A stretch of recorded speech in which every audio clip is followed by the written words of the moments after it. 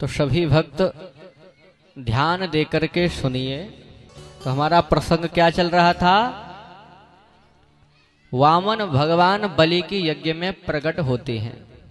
वामन भगवान को देखते ही राजा बलि ने यज्ञ करना बंद कर दिया और क्या किया? वामन भगवान के पास पहुंच गए।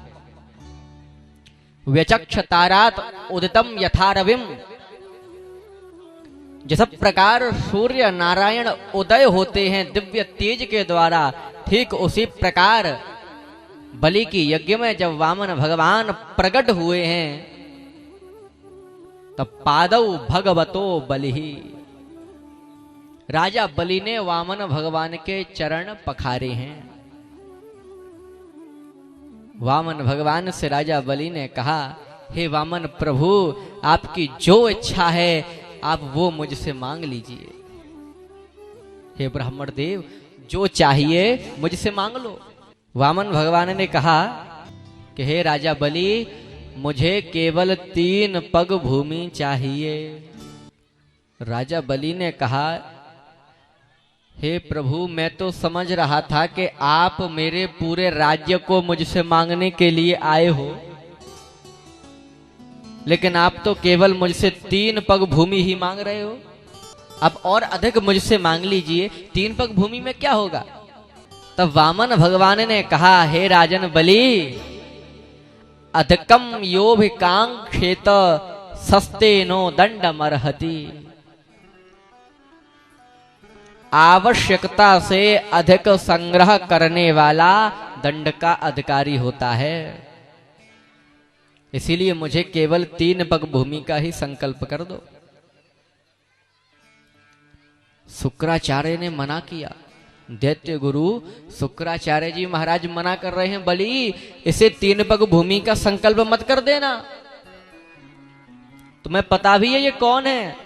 बलि बोले, हाँ मैं जानता हूं हे गुरुदेव, ये साक्षात नारायण हैं, भगवान हैं। और मैं ये भी जानता हूं कि ये मेरे राज्य को मुझसे मांगने आए हैं। परंतु हे गुरुदेव, ये राज्य मेरा है भी कहां?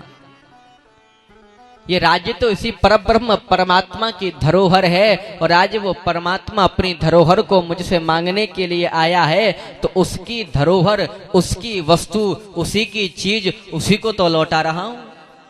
इसमें मेरा क्या जा रहा है? शुक्राचार्य जी महाराज ने मना किया, नहीं बलि, तुम 3 पग भूमि का संकल्प बिल्कुल भी मत करना। लेकिन राजा बलि ने एक ही बात कह दी, हे गुरुदेव, मैं तो वामन भगवान को, मैं तो इन ब्राह्मण देव को 3 पग भूमि का संकल्प अवश्य दूंगा। शुक्राचार्य जी महाराज बोले, अच्छा हे बलि, तू मेरी आज्ञा की अवहेलना करता है? जा, मैं तुझे श्राप देता हूं, तू राज्यहीन हो जा, तेरा राज्य तुझसे छिन जाएगा। सुखदेव जी महाराज ने कहा, हे राजन परीक्षित, एवं अश्रद्धितम शिष्यम अनादे शकरम गुरु शशापदैव प्रहितः सत्यसंधम मनस्विनम, एवं सप्तस्व करुणा सत्यान्न चलितो महान वामनाय दधौ येना मर्चित्वोदक पूर्वकम। सत्य प्रतिज्ञ और उदार होने के कारण वो राजा बलि श्राप के अधिकारी नहीं थे, उन्हें श्राप नहीं देना चाहिए था।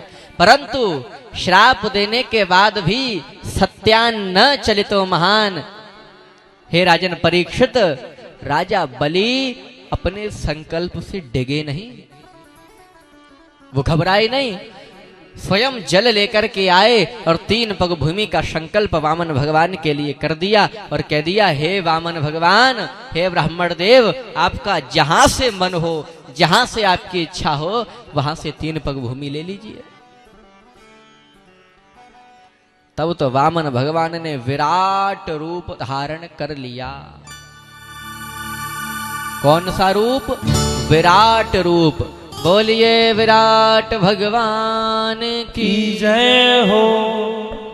अपने उस विशाल विराट रूप को भगवान ने धारण किया और एक पैर से पृथ्वी लोक को नाप लिया, दूसरे पैर से स्वर्ग लोक को नाप लिया और अब तीसरा पैर रह गया है। 3 पग भूमि मांगी थी ना, 2 पग भूमि तो प्राप्त हो गई, अब 1 पग भूमि रह गई है। वामन भगवान बलि से कहते हैं, हे बलि, इस तीसरे पग को रखने की व्यवस्था तो कर।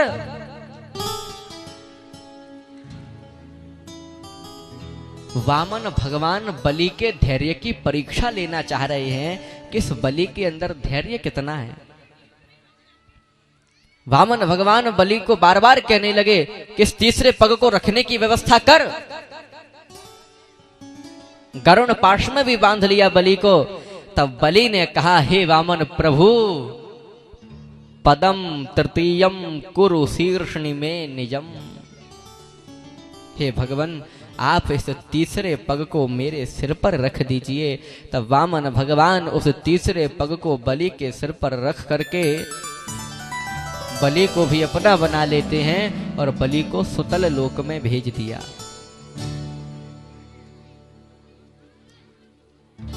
और इंद्र का जो राज्य था उसे इंद्र को पुनः लौटा दिया।